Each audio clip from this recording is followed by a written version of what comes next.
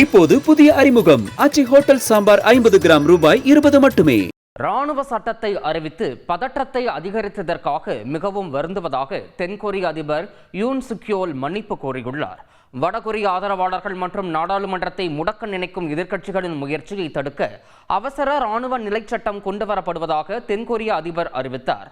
ஆனால் நாடாளுமன்றத்தில் வாக்கெடுப்பு நடத்தப்பட்டதில் பெரும்பான்மை கிடைக்காததால் அதிபர் யூன் சுக்யோல் ராணுவ சட்டத்தை திரும்ப பெற வேண்டிய நிர்பந்தத்திற்கு தள்ளப்பட்டார். அவர் பதவி விலக கோரி போராட்டங்கள் வெடித்தன.